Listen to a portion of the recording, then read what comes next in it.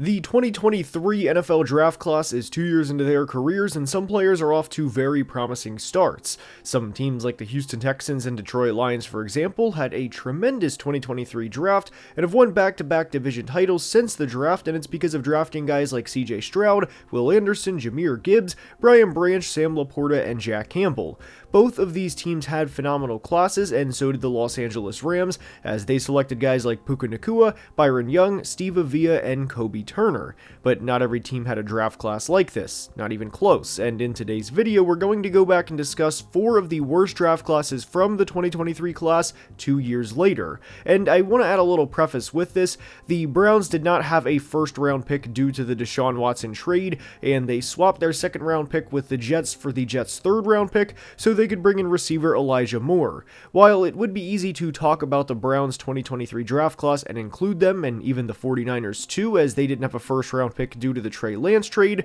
we're not going to include either team in today's video. Instead, we're going to focus on teams that selected in the first round and discuss what went wrong, what the thought process was, and everything in between. And there is a lot to break down in today's video, and without further ado, let's begin.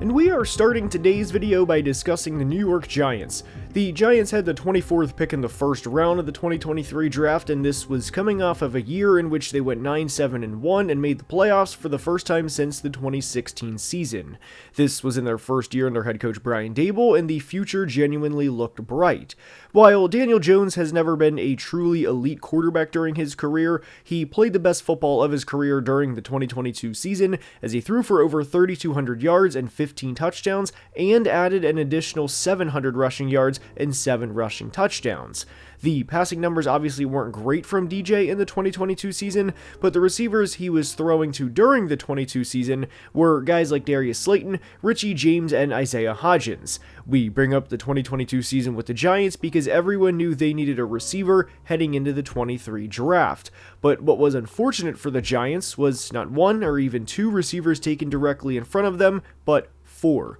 Jackson Smith-Njigba went to Seattle, Quentin Johnson went to the Chargers, Zay Flowers went to the Ravens, and Jordan Addison went to the Vikings, and the Giants were the last one standing in a game of musical chairs. They ended up taking corner Deonte Banks from Maryland, who has been a draft disappointment through 2 years, with their first round pick, and then took Minnesota center John Michael Schmitz with their second round pick, who has also been a draft disappointment too. Deonte Banks didn't play terrible during his rookie year, and there were flashes there, but the wheels came off in 2024, and he was pulled from the Eagles game largely due to effort. Not only is getting pulled from a game due to a lack of effort bad, but for some statistics to show how disappointing Deonte Banks was in 2024, he allowed 6 touchdowns when targeted this past year, and also committed 6 penalties and had an opposing passer rating of 124.7 when targeted. For reference as to how bad that is, Lamar Jackson had a season where he threw 41 touchdowns to 4 interceptions and had a passer rating of 119.6. Obviously, it doesn't help when the offense finishes 31st in points per game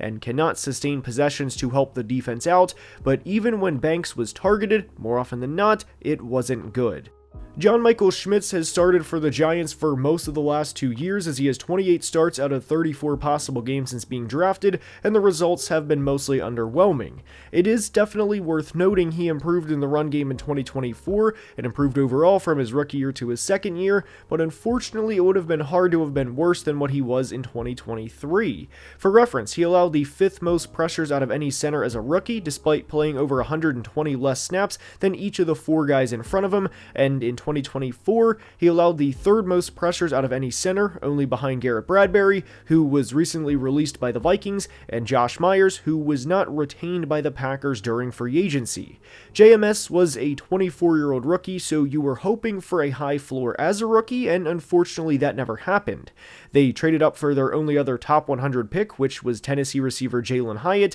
and in 2 years, Hyatt has 31 career receptions despite playing in 33 career games for a little over 430 receiving yards. They had 4 other selections past the 170 mark, which is in the late 5th round or later, and at that point there should not be any serious expectations for mid to late day 3 picks. If they work out and become role players or even more, great, but to expect the 209th selection in the 2023 draft in Trey Hawkins to become a star player and make up for the rest of the class is unrealistic. The Giants are not in the situation they're currently in by accident, and it's largely due to poor drafting in both 2022 and 2023.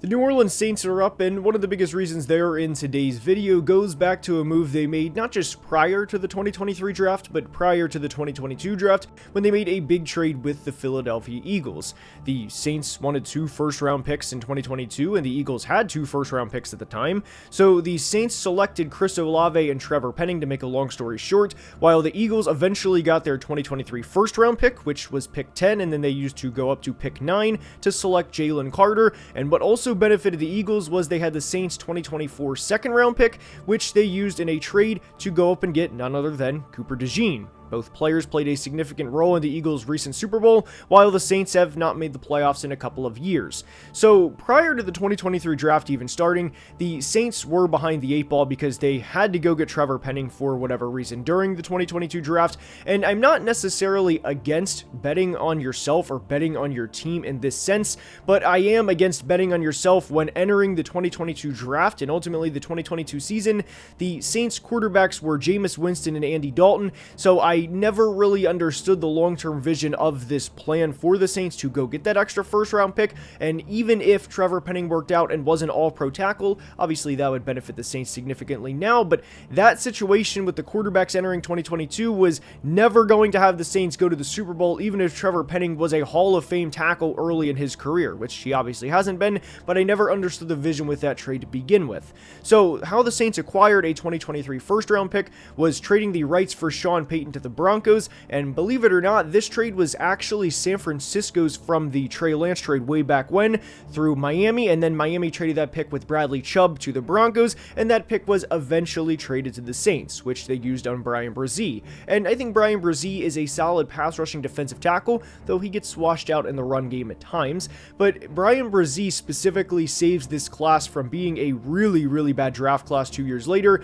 as their next pick, their second round pick, was used on Notre Dame edge rusher Isaiah Foskey, and a couple of years in, Isaiah Foskey has played less than 200 defensive snaps and is a special teams player. Even during the 2023 draft, I didn't think the Saints were getting the best value really outside of Bryan Bresee, as I didn't think Isaiah Foskey was the 40th best player in the class, and this next point doesn't apply to just the Saints. It could really apply to any team that selected from pick 20, really until pick 45 where he was eventually selected, but I will never understand to this day why Brian Branch fell to the middle of the second round. I thought he was a consensus top 15 player in the 2023 class, and why he fell that far is one that still baffles me to this day. Now, secondary was not the Saints' biggest need at the time, but Brian Branch was a much better prospect at his position than Isaiah Foskey was at his, and again, that doesn't apply to just the Saints, but really any team that picked between pick 20 and pick 45 where he was eventually selected. They drafted Kendre Miller in the 3rd round, who has played in just 14 career games, and I wasn't the biggest Kendre Miller fan at the time, as I preferred Tyjae Spears over Kendre Miller, and even if they selected Tyjae Spears at the time, that would not have significantly changed the outcourse of the Saints franchise by any means, but I didn't think they had the best value on Kendre Miller when he was selected in the 3rd round. Nick Saldiveri was the 103rd pick in the 2022 draft, and I'm not going to dissect every pick from here on out because they are picks 125 and beyond, and at that point you are hoping for contributors here and there and not starters that you're going to bank on being the future of your franchise. But for the 103rd pick, Nick Saldiveri was a hair disappointing, as he's only played in 15 of 34 possible games, and even when he's played, he hasn't exactly been good. But again, you're talking about the 103rd pick, so you're hoping for a contributor and a player that can spot start, but he's been below average when he's played. So outside of Bryan Bresee, your selections that you hope for contribution from this class are Isaiah Foskey, a top 45 pick that is a special teams player, Kendre Miller, a guy who has unfortunately not been able to stay healthy, but even when he's played, he averages just 3.8 yards per carry, which obviously isn't going to cut it, and Nick Saldiveri, a rotational offensive lineman who hasn't been the best bust when he's played. They also took Jake Haener on day 3 of the 2023 draft at quarterback, and I'm not going to criticize the Jake Haener selection for a day 3 quarterback, because the reality is if you select a quarterback on day 3 and they become a good backup for maybe the next 3 or 4 years, that is worth a selection. Jordan Howden has been a solid player for where he was picked on day 3, and I do think that is a good selection for the Saints, all things considered. And A.T. Perry has 12 career receptions for 246 yards and 4 touchdowns for the 195th pick in the 2023 draft, which I guess you could say is exceeding expectations from where he was selected, but that doesn't make up for the whiffs on players like Isaiah Foskey and Kendre Miller. Next up is the Washington Commanders, and the Commanders are in today's video for a couple of reasons. Their draft started with the selection of corner Emmanuel Forbes, which was not a great selection to start their draft when a better corner in Christian Gonzalez was available. This pick specifically, and this decision specifically, has been talked about countless times over the past few years, so I'm not going to spend too much time on the Forbes pick other than to say he was their first round pick in 2023, and that he is no longer on the roster. He is currently a member of the Los Angeles Rams, and this was after Washington released him prior to his second season ending, meaning they couldn't even get a 7th round pick for him in a trade. He was flat out released. But first round busts happen, and hell, look at the 2020 Eagles for reference, who drafted Jalen Reagor in the first round, only to draft a Super Bowl MVP in the second round in Jalen Hurts. And I credit Washington for their second round pick as they selected Quan Martin from Illinois, who played well in 2024. He started 16 games for Washington, had 87 total tackles, and even had an interception too, and Commanders fans would absolutely want me to mention that he had a pick 6 during the divisional round of the playoffs against the Lions. But outside of Quan Martin, this class is brutal. They selected Arkansas offensive lineman Ricky Stromberg in the 3rd round of pick 97, and Stromberg suffered a knee injury during his rookie season in 2023, which prematurely ended his season. He was waived in August of 2024 and was released with an injury settlement a few days later. Stromberg was signed to the Bears practice squad in November of 2024 and is still there today. However, I do think it is worth noting the Commanders were trying to trade Stromberg prior to releasing him just a little over a year after selecting him in the top 100. And given that he is currently on the Bears practice squad / futures contract, it's clear Ricky wasn't forced to medically retire, because if he was, no NFL team would employ him, hoping he could eventually contribute for the football team he is playing for. Braden Daniels was selected with the 118th pick and unfortunately tore his rotator cuff in August of 2023, which ended his rookie season, and he was released in August of 2024. Since then, he has bounced around several practice squads, and for a former 4th round pick to not be a contributor for the team that selected them is one thing, but to not even play a game is another. They had 3 other selections which were used on Clemson pass rusher KJ Henry, Kentucky running back Chris Rodriguez, and Louisiana pass rusher Andre Jones. Chris Rodriguez has 420 rushing yards in 2 years, along with 4 rushing touchdowns, which isn't bad for the 193rd pick in the 2023 draft, but to have negative production from your 1st round pick, a total of 26 snaps played from your 3rd round pick, and a player who did not play a game in your 4th round pick is not good drafting at all. And I know this video has nothing to do with him, but I think with where this franchise was prior to the 2024 season, only adds to how good of a rookie season Jaden Daniels had, and why he is constantly praised for leading this franchise to the NFC Championship game for the first time in over 30 years. I do like Quan Martin for who he is as a player, and I think he will be starting for this team for the next couple of years, and hopefully get signed to a contract extension when the time comes, but the rest of this class is awful, really, aside from minor contribution from Chris Rodriguez late in the 6th round. I was hopeful for Stromberg and KJ Henry as developmental players, but unfortunately they and the majority of this class did not work out. And 2 years later, there's more players from this class that are no longer on the Commanders roster than there are players from this class still with the team. The Dallas Cowboys are up, and they make today's video for a couple of reasons, and it's not just because Mazi Smith has not lived up to being a top 30 selection. We have went in depth before about the Mazi Smith selection, and basically what happened was there was a disconnect between the front office and the plan for the coaching staff for what they were going to do with Mazi Smith, and there were quotes that basically said, we need to get Mazi Smith to lose some weight to readjust to how he's going to play, and to me that signified that they never had a plan for him to begin with, and obviously we all know there is a significant difference difference between a defensive tackle playing at 335 pounds and a defensive tackle playing at 310 pounds. That is an enormous 25-pound difference for any trench player, and obviously that's going to affect how they play, and that obviously impacted Mazi Smith early in his career. Now, it is worth noting for Mazi that he improved in 2024 as the season progressed, and I hope that he continues to improve in 2025, and I hope that the first 2 years prove to be a hiccup in his career. The second round pick they had was tight end Luke Schoonmaker from Michigan, and I wasn't the biggest fan of this pick because I really did like Tucker Kraft from South Dakota State,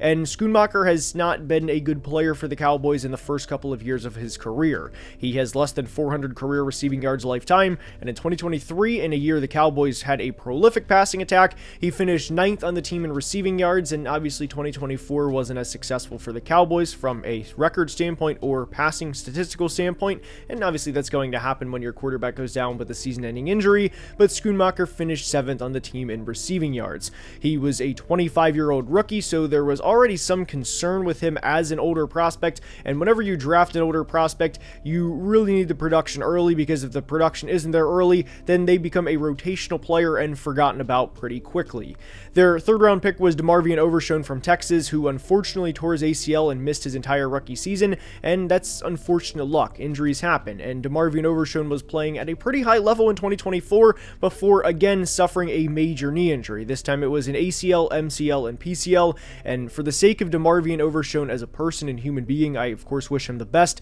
and it stinks whenever a guy misses time, at least a lot of time, due to injury because it's out of their control, and I wish the best for DeMarvion and hope that he comes back in 2025 when he eventually does come back and continues to play at the level that he was at pre-injury. They had one other selection in the top 150, and it was Viami Fehoko, a pass rusher who never played a down for the team. Now, they had a couple of selections after pick 150, and I'm not going to criticize this team for drafting Deuce Vaughn, and for Deuce not being the next Emmitt Smith because his dad was the running backs coach. That would be a little ridiculous, but Viami Fehoko never played a down for this franchise, and that was pretty unfortunate, not just because they spent a 4th-round pick on a player to eventually be cut, but why this was particularly unfortunate was the path for Fehoko was there. Remember, in the 2024 preseason, the Cowboys had a couple of players go down with injury, which in theory should have paved the way for Fehoko to get snaps and for him to eventually be a guy in the pass rush rotation. Combine the fact that they also have Micah Parsons on the roster, who is a defensive player of the year candidate year in and year out,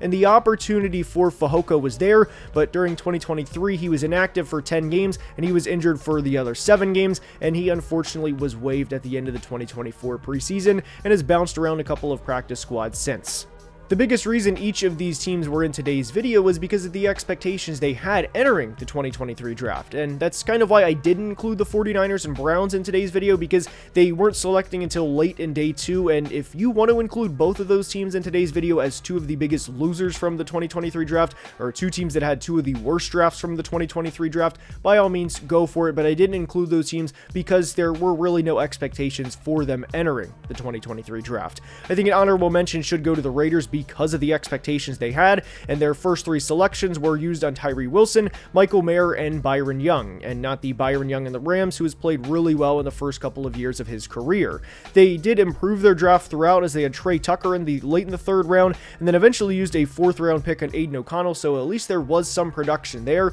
but the Raiders did not have a good draft relative to how many times they were on the clock, and relative to how many times they had the opportunity to swing the bat within the 2023 draft. I hope you enjoyed today's video, and if you did, please like and subscribe, as we are closing in at 200,000 subscribers, and I cannot thank you guys enough for the support. Until next time, please be safe and have a great day. Love you guys.